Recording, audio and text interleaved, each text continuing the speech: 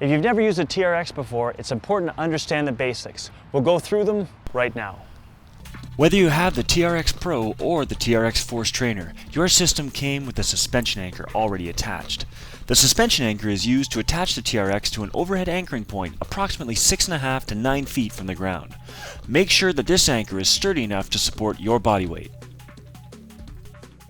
When you first anchor your TRX system, you want to make sure that the main loop of the system hangs at approximately 6 feet off the ground. To achieve the appropriate height, there are several ways you can adjust the length of the suspension anchor. To make it as long as possible, wrap the strap over the support and then clip the carabiner back onto the suspension anchor and cinch it tight. If you are working with a lower anchor point and need to make the suspension anchor shorter, you can wrap it several times around the support. Here you have the option to either clip the carabiner through one of the intermediate loops, or you can clip back over the main strap of the TRX as you did before. If you'll be using the TRX on a door, and you have the door anchor accessory, here's a proper setup for a safe workout. Remember, the TRX door anchor should only be used on solidly constructed doors that can support your entire body weight. Do not use this anchoring option on sliding doors, glass doors, or lightweight closet doors. For standard height doors, you'll want to remove the suspension anchor completely from the system prior to attaching the door anchor. Next, slide the loop of the door anchor over the handle and buckle and up the main strap all the way to the center point. Now, your TRX is configured to use most doors as an anchor point. Before starting your workout, always put the doorknob warning placard on the other side of the door to prevent someone from opening the door while you are exercising. Using the door anchor on a door that opens away from you is the most secure setup, since you will be effectively pulling the door closed while you are loading the system. Make sure that the door is completely latched and to weight test the system to ensure a solid anchor before starting your training. If you have to work out on a door that opens towards you, toss the door anchor pillow over the top of the door and then slide it toward the hinges in the door jamb. This helps to eliminate the risk of flexing the door open and pulling the door anchor through the gap that could happen if the door anchor is positioned toward the doorknob side of the door. Now close the door and again ensure it is properly latched and weight test it to make sure of a solid anchor before using it. Now I'll show you some of the important basics about using the TRX.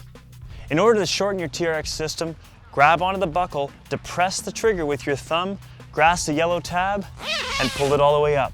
You'll have to do this one side at a time. Now you're ready to go. To lengthen the system, grasp both buckles, depress both triggers with your thumbs, and just pull it down.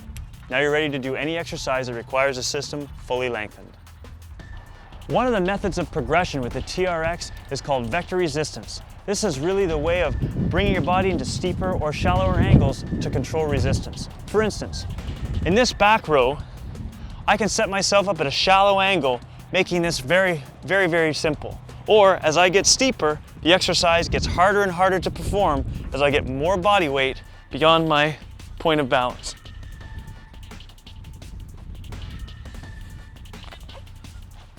Play around with the angle that's right for you and you'll get a lot out of the TRX. For some of the exercises on the TRX where you don't have as much strength, you'll need to tee your feet to make the exercises possible. The way to do that, leaning back against the system, put one foot behind the other and perform the exercise. If you look at the feet, I'm able to transition from the back foot to the front one easily, making the exercise very doable. For steeper exercises like this chest press, you can modify it by bringing a leg out, allowing you to self-spot, so adding security if you feel like you might slip. Another way to make an exercise more challenging without changing resistance is by applying the principle of instability. Here I have a wide stance as I perform this chest press. As I narrow my feet, it gets more and more difficult. I can even lift one leg off the ground, creating an even narrower base of support, or bringing it out front, which pulls my center of gravity further away from my base of support. Those are ways to manage your principle of instability. Suspending the heels in the system. Put 2 fingers in the bottom of the foot cradles, roll right back onto your back, pull your heels up on the inside, and drop them in, extending your legs. Your heels are suspended. To take your heels out of the system, simply lift them out and you can sit up from there. Suspending toes in the system. Grab onto the handles, take your right foot, put it into the left foot cradle. Crossing your left leg over your right, putting it into the right foot cradle and rolling in that direction, keeping your toes pointed, will put you in the right position. To get your toes out, simply lift one, then the other, and you're out of the system. With my feet directly below the anchor, this is the neutral position. As I displace myself in front of or behind neutral, it will get easier and harder. Here I'm behind the neutral point. Gravity is now swinging into me. This makes this exercise much, much easier. Now as I move myself out ahead of that neutral point, gravity is now pulling away from me, and this makes the exercise much more difficult. Configuring the system in the single handle mode.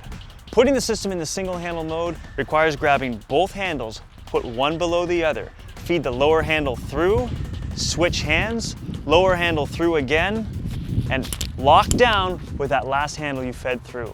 Now it's in single handle mode and you're ready to go. A common mistake is to allow slack to develop in the system. As you're working through the motion, what you want to do is make sure that you've got tension on the system at all times. This will give you a better muscular workout. The TRX is not a pulley. It was never designed for a sine motion. If you're doing this, you're going to burn through your system. You can use it to stabilize, but stabilize through your arms and do the exercises so there's no movement at the anchor. If you're exercising with the system and find that your hands are not even, take the weight off, readjust, and then continue the exercise with the arms in the same position. Remember never to adjust the system while it's under load.